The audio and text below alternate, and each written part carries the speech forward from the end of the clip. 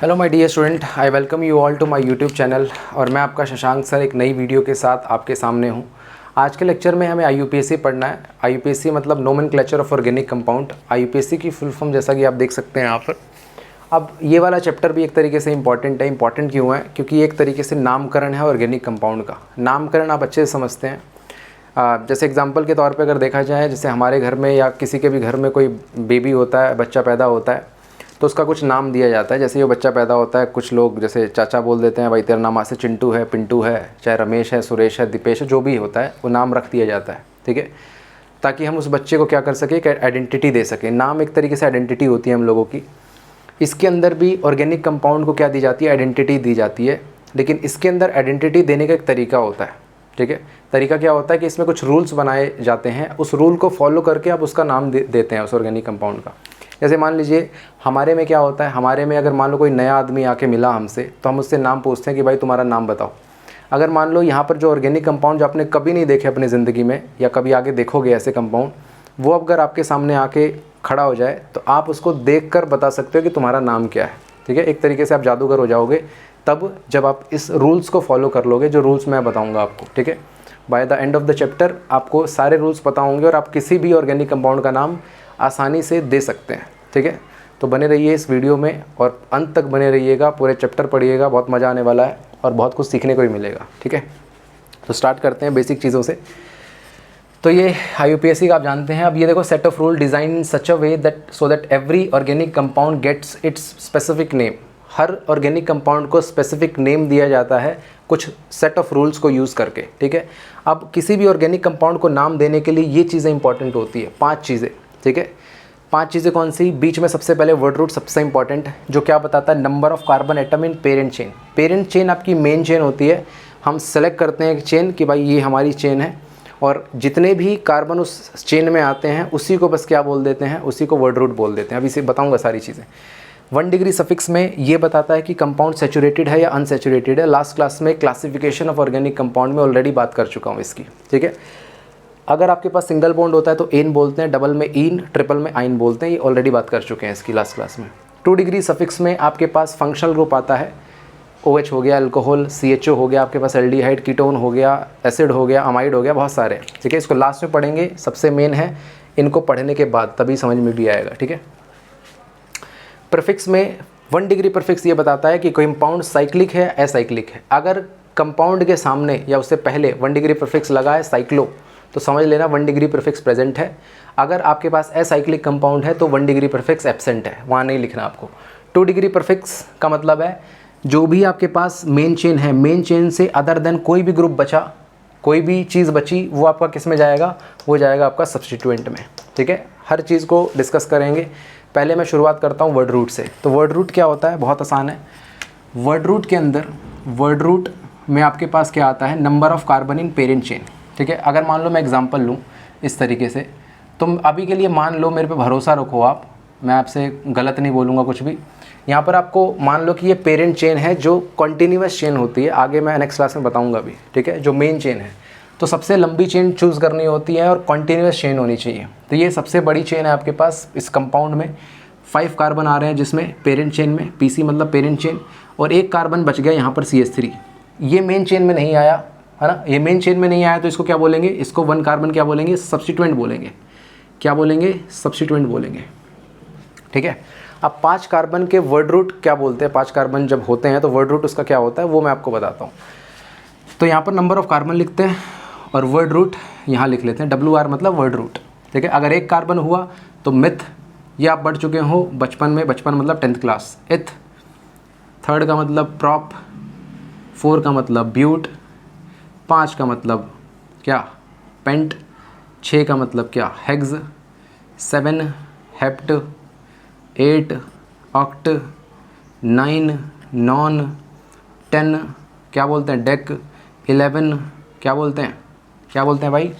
अनडेक, 12 dodec, 13 tridec, 14 so on. इस तरीके से चलता चला जाता है। इतना भी आपको याद होगा तो काफ़ी है आपके लिए। ठीक है, तो ये वर्ड रूट है।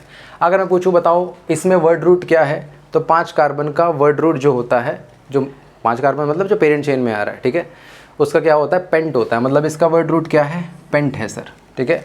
नाम क्या होता है, कैसे देते हैं, वो मैं आपको नेक्स्ट क्लास में बताऊंगा जब रूल्स आपको पता होंगे। अभी सारे रूल्स नहीं पता आपको, ठीक है। तो ये वर्ड रूट का मतलब होता है। वर्ड रूट के बाद मैं आपको सफिक्स का मतलब बताता हूँ कि सफिक्स किस तरीके से डिसाइड किया जाता है, ठीक है। ये भी बहुत आसान है, ध्यान से देखेंगे। सफिक्स का मतलब क्या होता है? सफिक्स का सिंपल मतलब ये होता है, लास्ट क्लास में मैंने बताया था कि अगर आपके पास सिर्फ और सिर्फ सिंगल बॉन्ड होते हैं, अगर आपके पास सिंगल बॉन्ड है, सिंगल बॉन्ड तो एल्केन होता है, उसके पीछे क्या लगता है? एन लगता है, ठीक है। अगर डबल बॉन्ड हुआ तो उसके पीछे इन लगेगा, ट्रिपल बॉन्ड हुआ तो आइन लगेगा। एग्जांपल से समझाता हूँ तब बेटर क्लैरिटी आती है। मान लो आपके पास ये है, सिंपल कंपाउंड लिया, कोई सब्स्टिट्यूएंट नहीं, कोई 2 डिग्री प्रीफिक्स नहीं, कोई 1 डिग्री प्रीफिक्स नहीं, सिंपल सा एक कंपाउंड। इसको मैं अगर नंबरिंग दूँ तो 1 2 3, पेरेंट चेन में 3 कार्बन है, तो वर्ड रूट तो बता चुका। 3 कार्बन वाले को क्या बोलते हैं? प्रॉप। वेरी गुड, इसको क्या बोलेंगे? प्रॉप। अब वर्ड रूट होने के बाद इसको है ना 1 डिग्री सफिक्स क्या होगा? 1 डिग्री सफिक्स होगा। देखो कोई डबल बॉन्ड दिख रहा है? नहीं। Triple bond? नहीं। सिर्फ और सिर्फ क्या है? Single bond. सिंगल बॉन्ड के लिए एन लगता है, तो क्या हो जाएगा आपके पास? प्रोपेन। अब इसमें प्रॉप क्या है?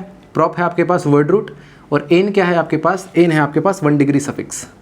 बाकी सब कुछ एब्सेंट है इसमें, ना इसमें कोई फंक्शनल ग्रुप है। 2 डिग्री सफिक्स एब्सेंट, हटा दो उसको। 1 डिग्री प्रीफिक्स साइक्लो, कोई साइक्लिक कंपाउंड नहीं है, हटा दो उसको। कोई सब्स्टिट्यूएंट नहीं है अदर देन पेरेंट चेन, हटा दो उसको, ठीक है। अगर मान लो इस तरीके से मैं लिखूं तो देखो इसमें क्या है, फिर से आपके पास वर्ड रूट में how many carbons are there? 3 का मतलब प्रॉप। और अब की बार डबल बॉन्ड है, डबल बॉन्ड के लिए क्या यूज़ करते हैं? इन, तो इसको क्या बोलेंगे? प्रोपीन। तो बताओ क्या बनेगा? वर्ड रूट बनेगा प्रॉप और इन बनेगा क्या? इन बनेगा 1 डिग्री सफिक्स। सिमिलरली अगर मैं इस तरीके से लिखूं, इस तरीके से, तो देखो फिर से वही 1 2 3 क्या होगा आपके पास? प्रॉप। और अब की बार ट्रिपल बॉन्ड है तो क्या लिखेंगे? आइन, ठीक है। प्रॉप क्या हो गया? वर्ड रूट, और आइन क्या हो गया आपके पास? 1 डिग्री सफिक्स। सिंपल है ना।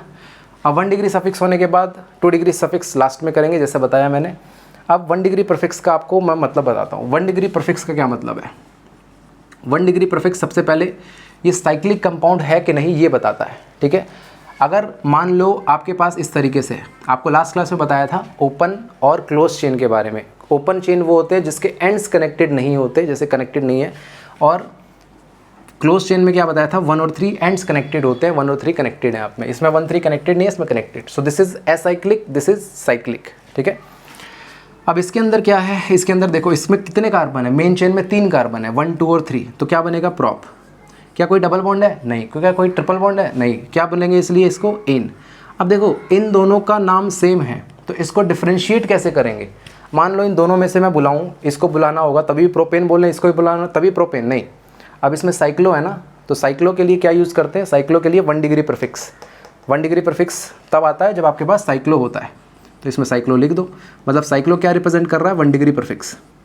तो ये 1 डिग्री प्रीफिक्स सिंपली ये बताता है कि आपका कंपाउंड साइक्लिक है या एसाइक्लिक है, ठीक है। प्रॉप क्या है इसमें? प्रॉप है आपके पास वर्ड रूट, और एन क्या है? 1 डिग्री सफिक्स, ठीक है। अब इसी तरीके से इसके अंदर क्या हो जाता?